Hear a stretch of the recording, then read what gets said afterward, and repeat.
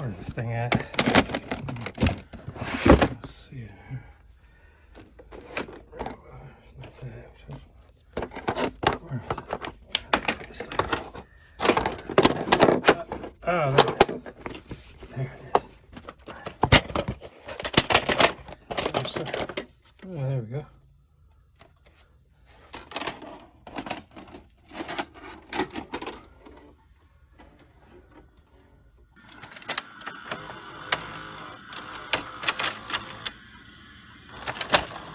Hello and welcome to the latest Spookshow Rewind. I'm Josh and I'm joined here with the Professor Smoak. What's up? And Donny. Yo. And Donny really is the main reason that we're here because we watched Pet Sematary all the way back in the Spookshow archives, you know, the regular podcast, all the way back in episode 9. So that was early 2019. I don't know the exact date, but it's been a while. But obviously Donny wasn't with us back then. And we also didn't do kill counts and gore scores and stuff like that. Now, Will's not with us. He rarely joins us on these videos anyways, but he is the fourth member of the All-American Spookshow Podcast.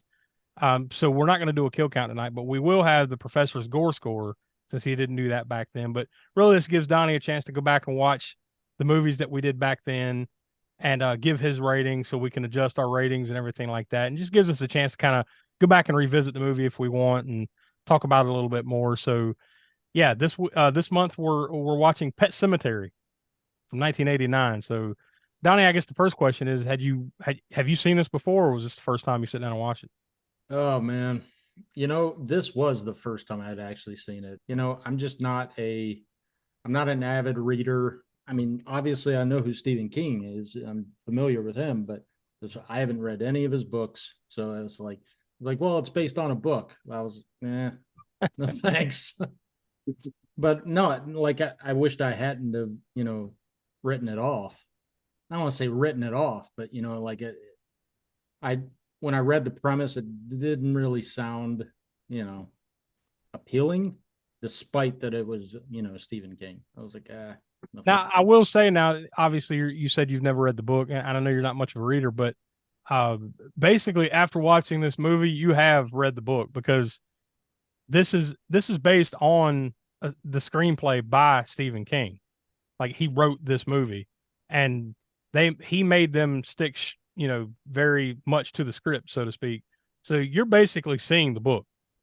Like, there's not much deviation here from the book in this movie. So, yeah, I mean, the book is really good, and obviously it goes deeper into the certain characters, and a few more things happen there because it does have to be tighter for a movie script. But you've basically seen the book after watching this movie, so he saved you a lot of time. Thank God. Yeah, back when we watched this, back in early 2019, I think we all pretty thoroughly enjoyed it, and we highly recommended it. But we'll give you our star ratings after Donny has a chance to talk about it a little bit and give his ratings here in just a bit. But this movie came out on April 21st, 1989. It's an hour and 43 minutes, but it's a pretty quick movie. I feel it's pretty quick watch. It's directed by Mary Lambert. It stars Dale Midkiff, Denise Crosby, Fred Gwynne, who's famous as being Herman Munster, and does an awesome job in this movie as Judd Crandall. And of course, the little boy that's in the movie is Miko Hughes, Gage Creed. I think considering what Smoak, he had to have been like, what, give or take, less than 3-4 years old.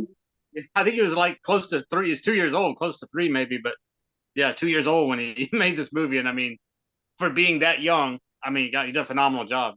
Yeah, considering the age, I mean, like my kids, you wouldn't have been able to get them to do anything like this. I'm sure they let him along with like peanut butter or something like that. I don't know exactly how they did it, but yeah, I think he does a pretty good job. But Donny, what were your thoughts on the movie? Like, what were some of the things that stood out since it's the first time you've watched it, and what did you enjoy about it? Fred Gwynne definitely stole the show. Obviously, the practical effects are always gonna sweeten the stew, or whatever the. I don't know if that's a proper metaphor. I don't know if anybody wants to sweeten the stew, but whatever it is, it's always gonna. We'll get your point. Yeah, Yeah. So no, it's got great effects. Especially for the time period and everything. Still on the story though, I mean, I understand, you guys are, fans and all that. I just don't I don't think it's that great of a story. Yeah, yeah, I'm just a fan of the story. You mean just in like what do you mean by that? Like you don't Like the like premise. The messing with premise to kids? me Is it is because you don't dumb. like a story messing with kids, or is it just No, I just think it's a or stupid the story. whole Indian burial ground, pet cemetery, that whole thing? Yeah. That doesn't. Yeah. And listen, like, I just think the story's dumb. I just think it's dumb. Look, if Stephen King is watching this, Yeah. you're in Sorry, for it, bud. buddy. Yeah, I know. Maximum Overdrive, though. That would be yeah. That would be about right too. The one time Stephen King watches this, it'll be like, hey, I'm going to click on this random Yeah, review of Pet Cemetery. What? yeah, yeah. Also, even though I didn't really like the story, it's still a good movie. Like I still enjoyed it. So, what did you think of Zelda, though?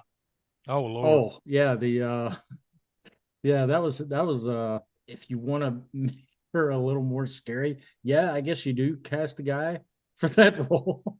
Some things are better explained in the book. Certain aspects, Mm. especially the Zelda stuff, is a little more fleshed out, and it's not just kind of Yeah, and like in there, as much as it is in this movie. I would imagine that the biggest beef that most people would have is the fact that they are messing with kids. Not messing with kids, but like that you do see a toddler get yeah, killed and yeah. then come back to life. Although the coming back to life part has its comical moments. See, that's just I don't know. That's just not really anything. This is gonna sound awful, but that's not really anything I have a problem with. Yeah. As far as you know, In a horror movie, yeah, you don't yeah. have a bit. Yeah. No. It's just you know, just leave the animals alone. All humans, Yeah. fuck them. That just made it worse. That made it worse. Yeah, I know. Yeah, that's awful. It's awful. Usually, that's sort of the safe space in horror movies. As kids, like slasher movies, for instance. Jason, like in the camp movies that have had children in it, they never, kids never get killed in those movies.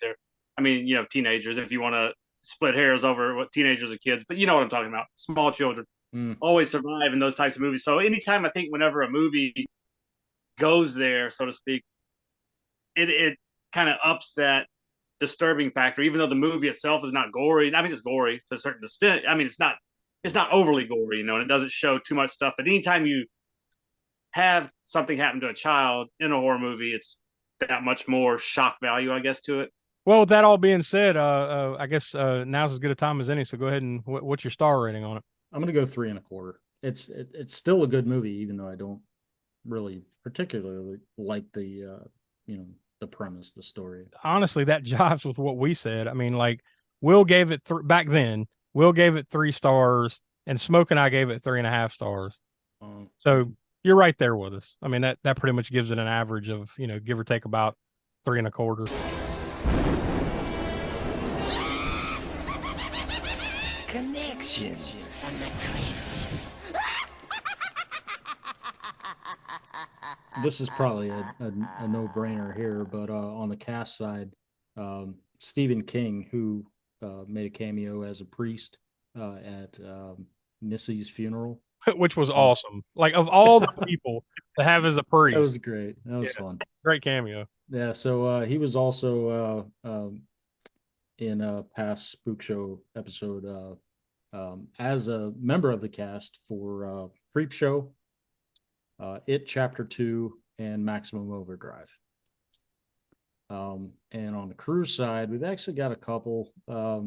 So Stephen King again as a writer for Creep Show from 1982. It Chapter 2, The Shining, Doctor Sleep, and Maximum Overdrive. And the other connection was makeup effects for Street Trash, Josh's favorite, the Garbageville Kids movie. I thought you were going to say House of Wax. I'm like, man, you're just finding these connections on purpose at this point. Every other week, it's House of Wax. Tales from the Crypt, Demon Knight, and Hellraiser Bloodline. So, oh, I'm sorry, I didn't name the person. Scott Coulter. He was makeup effects for those 4. Gore Score. I mean, it wasn't. I don't think it's not overly gory, but it's got its moments. Like Pascal, for instance, he's got the exposed brain from his accident. That's cool. I mean, you have Church coming back as there's a cat zombie. Probably though what most people think of when they think of this movie is the Achilles tendon slashing, right? Oh yeah. That was nice. Good. You feel it. That adds a little bit more to the factor, I think. So, but I think I'll go with a 7. Not overly gory, but it has its moments here and there. Yeah, I guess that's where we'll leave it for this time around. I mean, we've said all of our piece and then some back on episode 9, so we encourage you to go back in the archives, listen to that episode. You'll hear myself and Smoak and Will talk about that from way back when. And next time around, probably in our new rotation, because we're kind of rotating this series, the Spookshow Rewind series, out with Video Vortex. So in this slot next month will be Video Vortex, but when we swing back around to Spookshow Rewind number 10, I guess in 2 months, we'll be going back and watching what we watched in episode 10 of the Spook Show, The Green Inferno from 2013. I'm kind of looking forward to that because I'd like to sit down and watch it again. I mean, I haven't watched it since then, and I think, and back then that was the first time that I had watched it. So I think I'd like to have another go at that one. So I'm kind of looking forward to that one. So, Donny, have you seen The Green Inferno before?